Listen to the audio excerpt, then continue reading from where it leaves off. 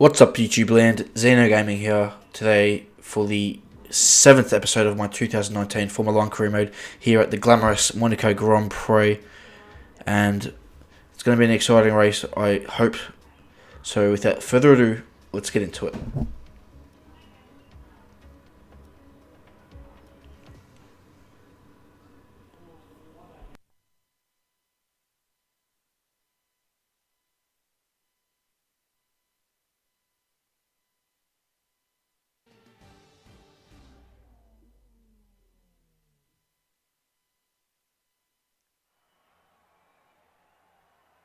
The Monaco Grand Prix is upon us, and we're heading into the weekend with the first of the practice sessions.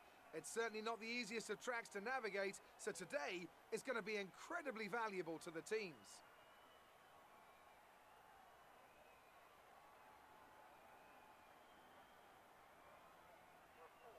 Anthony Davidson, how much time will the teams be using to make changes to the car here? This is such a tight bend that a special steering rack is used just to get around this very corner, as the cars would not normally be able to make the turn. There is the possibility of overtaking through lows, but more often than not, you'll end up damaging your car.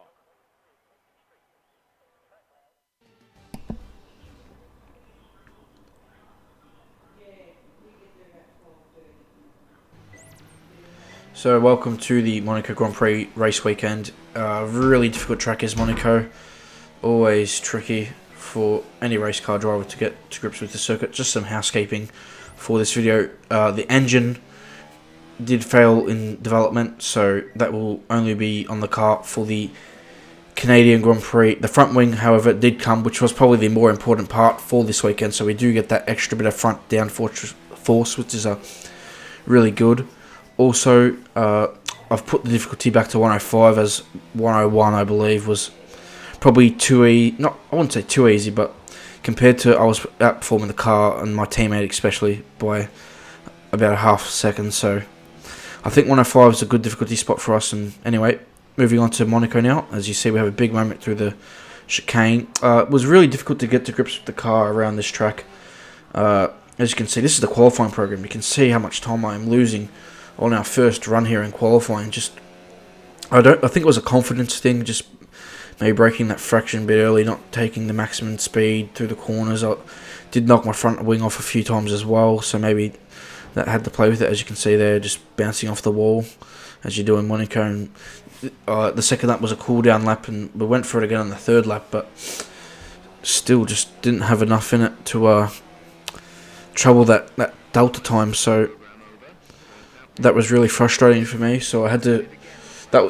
This was FP2, so I had to come back for FP3, and this was the lap of my life. As you saw, I leave nothing on the table here through turn 1, using all the road on the exit. I'm going to show you the full lap, because I think it was the best lap I've ever driven around Monaco. As you come through now, the Casino Suede, got to get it really nice and tight. Probably missed the apex slightly there, got it back there as far as possible to the left for the right-hander, go around the kink. Now, get into mirror, hit the apex really nicely there, was on the throttle, just missing the wall, into the hairpin now.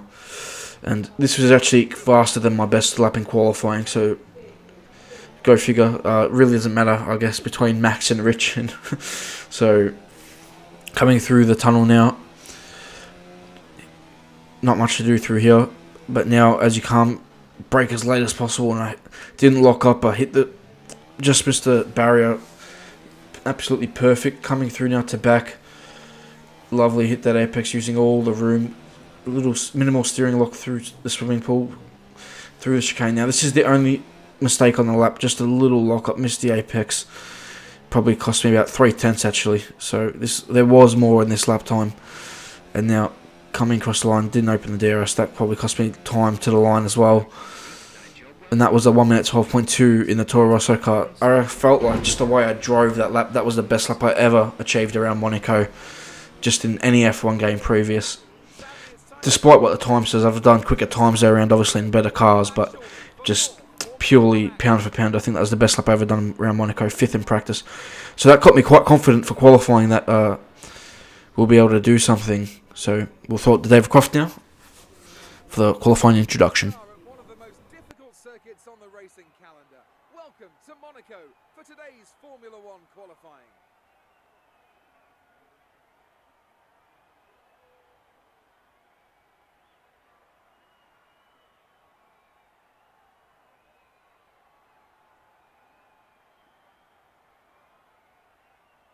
This is the kind of track that eats rear tyres for breakfast, or so I'm told by more experienced drivers than myself.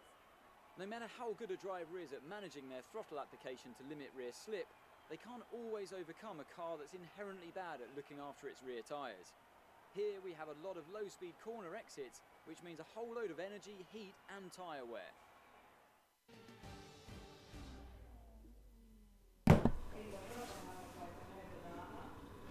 So welcome to qualifying here today at Monaco, and we are doing now our first run in Q1 on the soft tyre. So here we go through up the Casino Square, back down the fourth gear, leave it in fourth for the right hander, and so we got on the power, we got on the bit ego on the power, break the front wing. That's not ideal for this lap. First lap of Monaco. We continue with the lap, however. Now coming through to the line, it is a 1 minute 13.9, so not the best lap. Leclerc just behind us, setting the fastest lap of the session so far. Now we would come into pits, fix the front wing, come out for the second run. This is the second run now, coming through to back through the simple. Got to be on the limit through these corners here. Missed the apex there, which didn't set us up nicely for the second part, and probably why I cut the corner, just locking up slightly into Raskas. Now through Anthony's nose onto the main straight, open the DRS. We're a second, 1.2 seconds up as we should be. Is it going to be enough? No, it's not. It's only 17th. There's 25 seconds left in the session, and I really didn't push it through turn 1, so my lap was over, unfortunately. We are out of qualifying 1. Really disappointing. I went at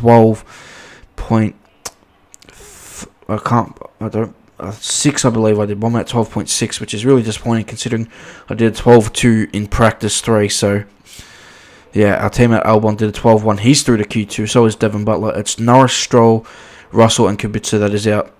So Hamilton was under pressure at the end of Q1, but he did manage to get through. So Grosjean has received a 5-place grid penalty. Not sure what that is for, so that's unfortunate for his race, as this is the most difficult track to overtake around in our race. Well, we'll see how that pans out now from 18th on the grid. So we'll give it back to David Croft. A proper road race, and in the true meaning of the word. That was how Mr. Monaco, the late great Graham Hill, once described this iconic event. The cars we drive have come a long way in the intervening half-century, but still we race on those same public roads beside the Mediterranean Sea. There's no victory more coveted than that of the Monaco Grand Prix. The prestigious Circuit de Monaco, then. It's not all that dissimilar today to the layout that made its debut almost a century ago.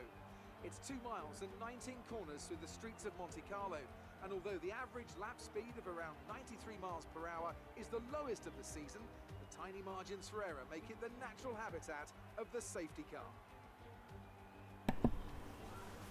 With the Grand Prix nearly upon us, Anthony Davidson is by my side once again to offer his perspective. Why don't we talk about Ferrari? What do you make of their performance so far this season? Well, the atmosphere within that team seems very positive at the moment. Everyone seems like they're in great spirits and having a lot of fun doing what they do, and that's definitely contributed to the performances we've seen. With the race minutes away from starting, here's what today's grid rundown looks like. Max Verstappen put in a fantastic lap yesterday, and he starts from pole position. And starting alongside in P2 is Sebastian Vettel. Considering the rest of the grid, we have Leclerc, Hamilton, Valtteri Bottas, and Gasly, Perez, Ricciardo, Butler, and Nico Hülkenberg, Raikkonen, Magnussen, Lucas Faber, and Grosjean. They've taken a grid penalty. Albon, Norris, the captain, and George Russell, Kubica, and Lance Stroll brings the grid to a close. And now it's time to head down to the track.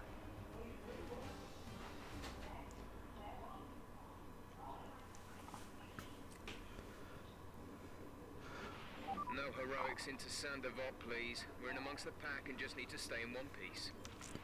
Welcome to the 2019 Monaco Grand Prix. Here today we have a simple one-stop strategy, medium to hard. It's going to be a tough race for us today, starting 17th. We get promoted 1 place thanks to a penalty for Lance Stroll. Not ideal for him either, having to take a penalty around this track. It's really unfortunate for us, Was really confident heading into qualifying, but just didn't go our way. Didn't put the lap in, unfortunately. It was very scruffy, so we're back in the pack. We probably should have got through to Q2 at least, but that's unfortunate. That's on me, not putting in the perfect lap. So anyway, we have to move on and just hope for the best in this race. There's not much we can really do. It's really difficult to overtake around this track, and it's going to be even harder on this year's game. So not looking forward to that challenge of having to start from P17. We've got Lando Norris just ahead on the left side in 16th, and our teammate Albon directly ahead in 15th. So it's going to be a tough one today. So without further ado, let's get into it.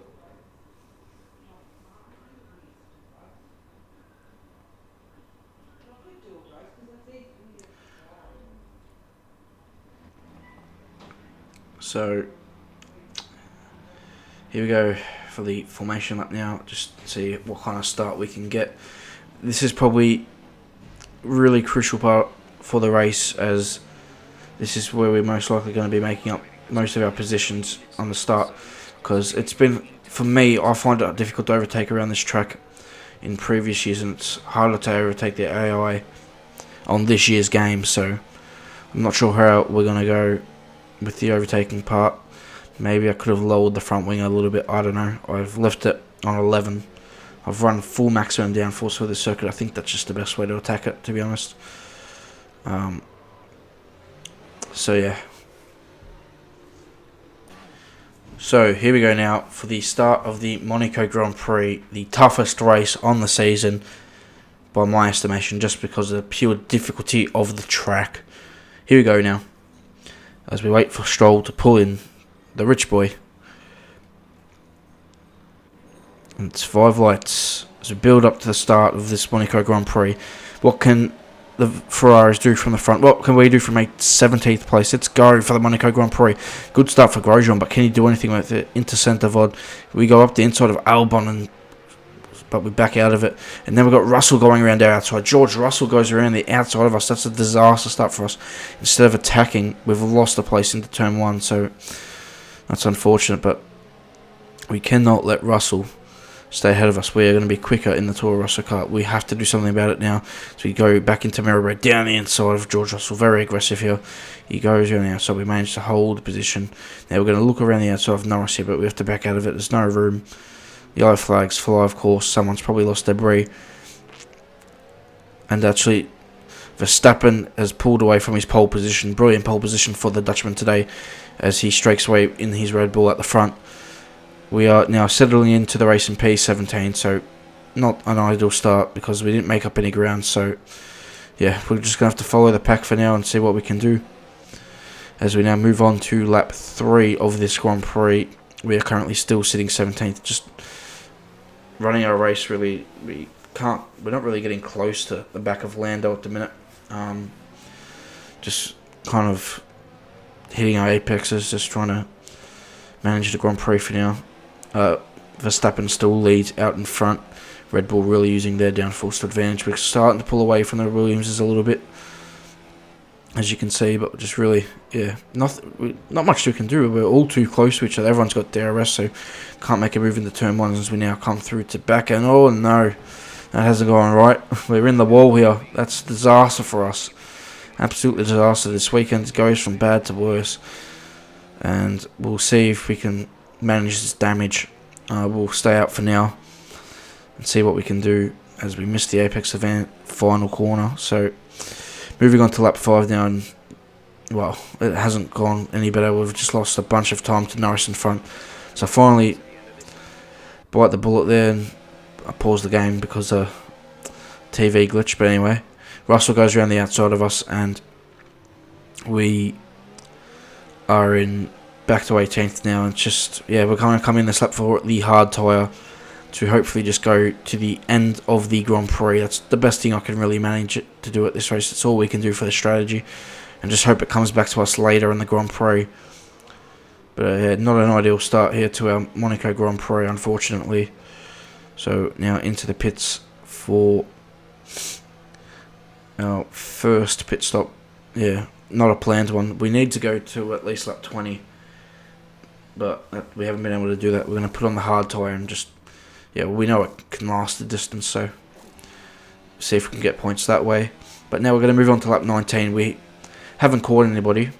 Kubica came in, and he came in at about 10 seconds ahead of us. You can see his dot's just going through the hairpin section now as we get lapped by Max Verstappen and Charles Leclerc. So our pace, well, is pretty crap on these hard tyres. These hard tyres are pretty shit, to be honest. They have absolutely no pace.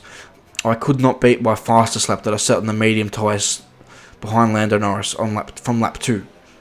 So that tells you what the hard tyres like. It was absolutely putrid. I could not get anything out of it. And I think I knocked my front wing at some point. So finally I bit the bullet.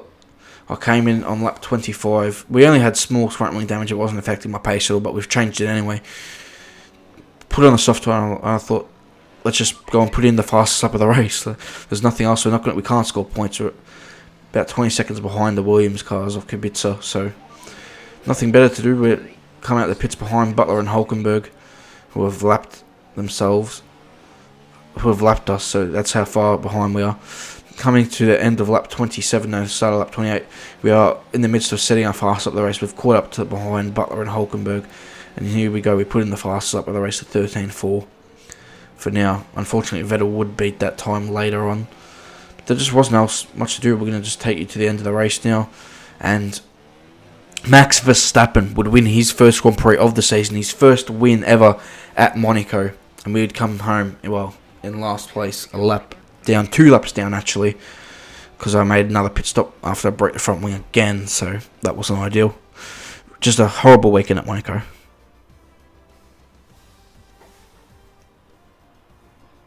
It was a magnificent race and a drive right out of the top draw to take the win for Red Bull today. What do you think it was, Ant, that gave them the edge over the competition today? Well, this was a real team victory. They put together a solid strategy today that appeared well suited to the conditions out on track. The driver did everything that was expected of them in the moment to really execute the team's plan to perfection, a shining example of how F1 really is a team sport.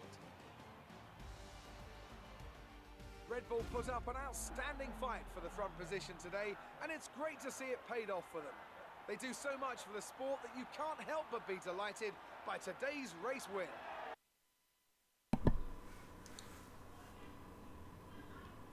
So Verstappen wins the Monaco Grand Prix, Leclerc finishes second, and Bottas gets a podium in third place. So Leclerc will jump back ahead of Lewis Hamilton in the driver's standings. He closes the gap to his teammate. Vettel, for the first time this year, does not finish on the podium, surprisingly. So his worst race for the season so far, and he did finish in fifth place. Hamilton takes fourth, Gasly in sixth place for Red Bull, Perez 7th, Ricciardo 8th, Devon Butler 9th, and Kimi Räikkönen ends up taking a point in 10th place. Hulkenberg only finishing 12th. I don't know what happened to him. He was 10th. So we finished in last. Albon in 16th. Surprisingly, everybody finished this race. Just a terrible weekend for us. Didn't end up even getting the fast lap. That went to Sebastian Vettel. But we did get the second fastest lap of the race. We were only about 1/10 off Vettel. But yeah, disappointing to have this result at this Grand Prix. Just when you make a mistake in qualifying, then by not putting it any higher up on the grid, you're really going to set yourself up for trouble around this track. And then I put it in the wall. I think I just outbraked myself, I guess, into probably didn't get the turn in right, obviously. I slid into the wall. Once you're off the line, that's it at that corner to back. So yeah, just not good for us.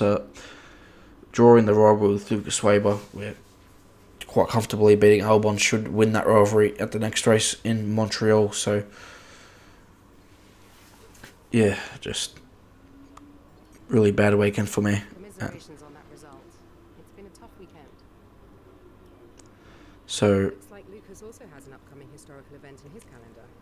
If you decide to take him on, it might help you get some coverage and get people talking about you a bit more.